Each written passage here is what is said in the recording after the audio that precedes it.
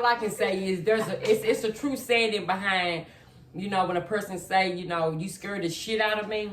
That's a very true saying. And I'm gonna leave that alone. But anyways, after which I asked him, I was like, Jimmy, when they told you they had me in the house, you kept running. He said, well, I knew you could defend yourself. I was gonna go get help.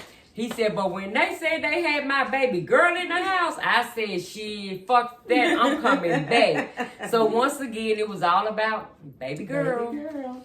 Yeah, but Jayla was the same way. Yeah. Oh, God. Jayla was a daddy's girl. Yes, she was. A daddy. Yes, she was. Matter of fact, the night that I went in labor with Jayla, Jonathan had left his Chevy at the house, and we had drove my vehicle to Jackson. And I had a false label. By the time we came back home, somebody had done stole Jonathan's car. Like, Jonathan and Sleepy were both was like the men. Like, we didn't even realize how much hate that they had in the town, because it's like every time you turned around, somebody was trying to plot against them. And they were such good-hearted people. I never understood that part. It wasn't like they was out here just doing people wrong, doing people dirty. But every chance a person had or opportunity that they had to try to do something wrong to them, it seemed like they tried to do it to them. But when I had Jayla, Jonathan was so happy as well. And not only with just Jayla, because I had Snoop and Pumpkin as well. He treated all three of my kids like his. Like, it wasn't just Jayla, it was just, we had 3 kids. So that meant a lot, especially being married at the age of 20. At a young age. This was a old. young man. The D-boys out here, you know, most D boys, they have a bunch of women. They out here doing this, they out here doing that, but not them. They were family men. So I can't sit back. I mean, every relationship has its problems, but can I say I had a bunch of problems out of a bunch of females? No. Right. I ain't had those issues. Right. Because he was definitely a family man and he loved their families. Sure did. If they were still here, what type of people do you think they would be? Businessmen. Mm-hmm. They wouldn't be doing what they was doing. No, I don't think they'll be in the game today. They would be businessmen, and you and Jayla and all y'all would be some set up. There would be some spoiled brats. Oh yeah, probably. yeah. And they would be set up there. You see how they fought, like how I look at Jazz now, all the things that Jazz is doing, all the different things with hair and makeup. I said she got her daddy's blood. She's she's a businesswoman. She's an entrepreneur. Like all that stuff that's in her, all those gifts that's coming out of her. She just like she's her daddy's child. She didn't even grow up just having conversations with her dad that she don't remember, but Sleepy spent a lot of time with Jazz, and she may not remember, but can you imagine just some of the things that Sleepy, the life that Sleepy was speaking into Jazz as a little girl? Although all those things that he said to her may have lied dormant, but as a young lady, she's birthing all those things that he said to her. He spoke life into his kids, and even as far as Jada Boo, he spoke about all the things that he was gonna do with Jada Boo when she was born. So he's a very proud father. And he just believed in speaking life into those kids. He always talked about being rich. They both did. I think Jonathan would be a businessman as well. I know they wouldn't be working for nobody. I can definitely say that. Right. Yeah. And they were smart. Yes. And don't get me wrong when I say your daddy didn't finish school or nothing like that. But he was smart. That was a very smart, intelligent till I mean, when after he passed, the investigator asked me, can you just please tell me his secrets? How did he get away from us as long as he did? Because they sure tried to get them numerous occasions. And his exact words to me was, Jimmy was such a smart man that he could have made it even if he would have did it legit. Mm-hmm. I mean, to me, this is an investigator giving this man his props. Mm-hmm. He was a very smart, intelligent man. This is what I'm hearing him say. He was. I mean, I'm just glad to say that I got to spend to be a part of their lives. Right. I'm so grateful to be a part of their lives. It was a blessing. Although their life was taken from them at a very young age, too short.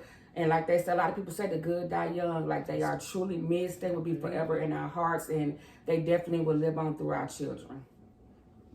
Final question, if y'all want to talk about it.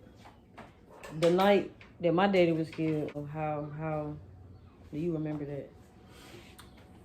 play back to that night, play back to that day. From that morning, from whenever he got up, I never forget, I was sitting in the living room, Jimmy was sitting at the counter, counting his money.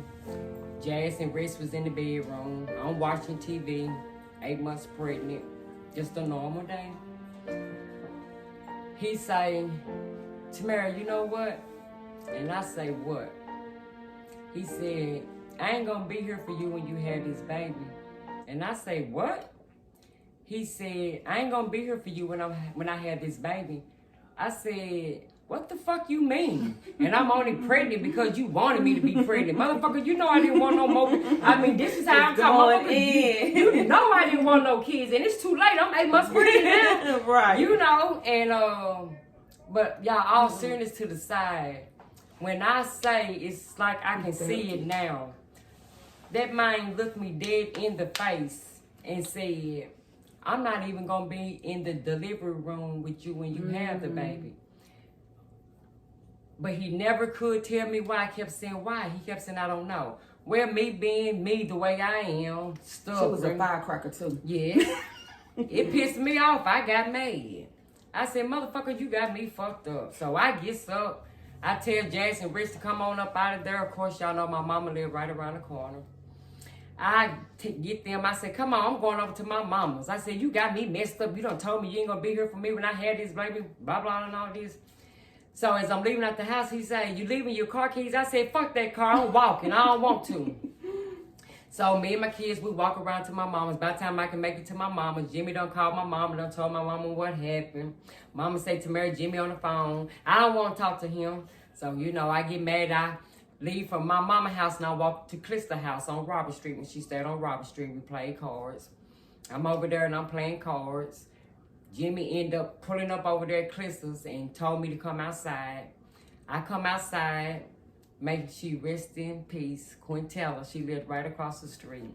She yelled out the window, Jemiah, what you doing over there? What, you and Tamara over there about to fight or something? That was that damn Niecy. That was a nickname Niecy gave.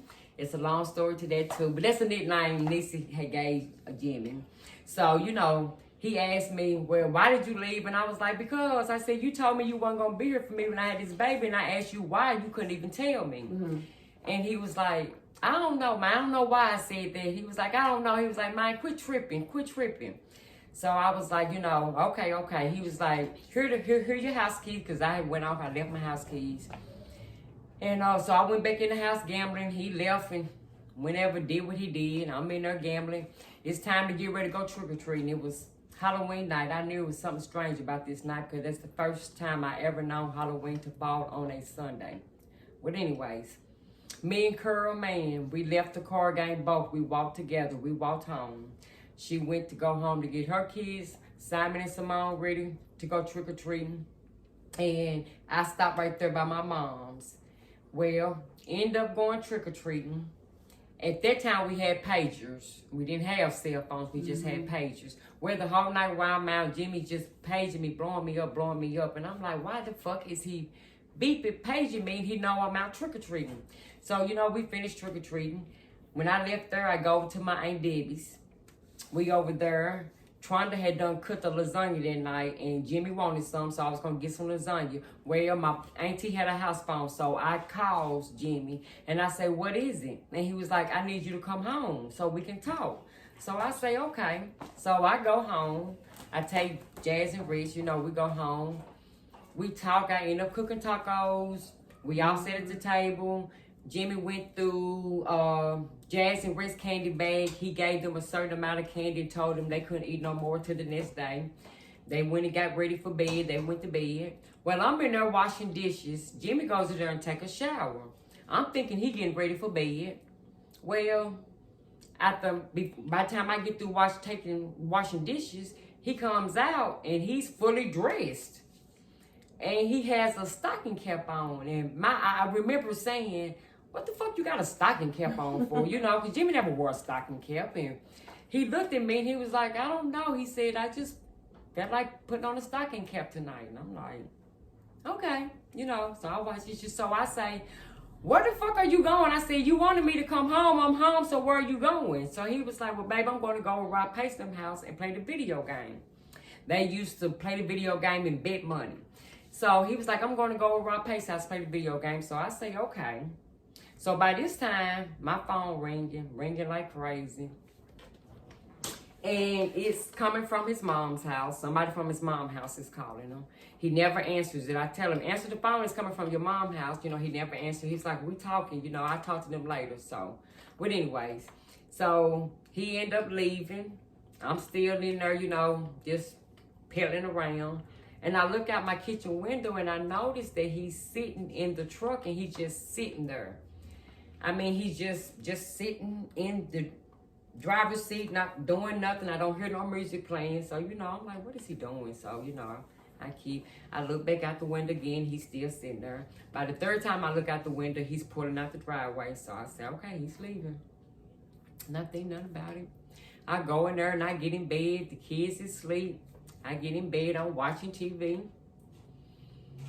I say maybe about 40 minutes had done passed. My phone ring. At this time, we got caller ID on our phones.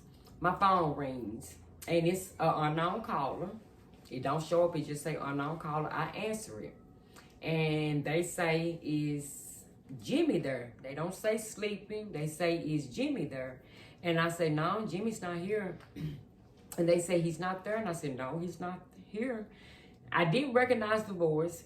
Mostly everybody that called to the house, I could tell you who it is. No matter who it is, I can tell you exactly who it is. But this voice, I didn't recognize. So they hung up. Didn't think nothing about it. I keep watching TV. I say maybe about 10 minutes later, the phone rings again and it's another unknown caller. And when I answer, it's the same voice. Is Jimmy there? And I say, no, Jimmy's not here. He ain't there yet. No, he's not. Who is this? Click up. They hang up. So, you know, I'm still not thinking nothing. I'm laying there, still watching TV. Maybe about 15 minutes later, unknown caller again. So by this time, I got an attitude. Hello. Sleeping out there yet? I said no. They hung up.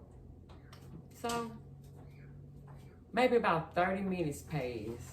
My sister Renee called me. She said, Tamara, is Jimmy there? She said, is little Jimmy there? I said, no. Why the fuck everybody keep calling here for Jimmy? I said, damn, he ain't here.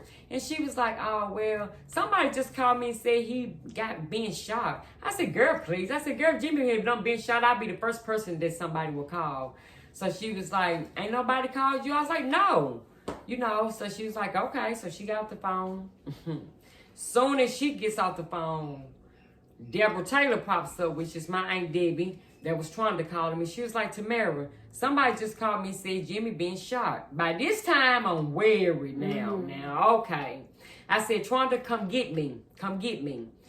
I mean, Tronda was there in like 2.5 seconds. I just ran out the house in my nightgown. I had on a nightgown. Remind you, I'm 8 months pregnant. My stomach out here. I leave my kids in the house. I need the door unlocked. Jazz and Ritz in their sleep. I go around there to the corner of my mama's house. I blow the horn. My mama comes outside. I said, Mama, run over there to the house and see what the kids. I said, somebody just said that Jimmy being shot and I'm going to go check on him. So she was like, okay, go on. So me and Tronda, we go. We rise out west. We pulls up our west and we see it was my cousin Mama, Big E. I want to say it was Big E. What is that dude, that Foster dude? I want to say it was Greg Foster. And somebody else was out there.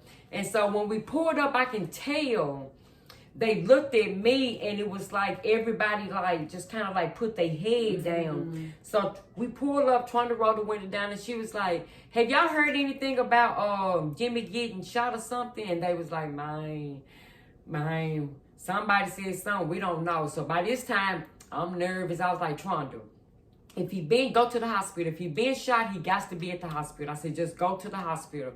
Because by this time, I don't know where to go. Ain't nobody said nothing. I just got a phone call saying he's supposed to be shot. When we pull up at the hospital, when I say it's something like you would have seen on TV.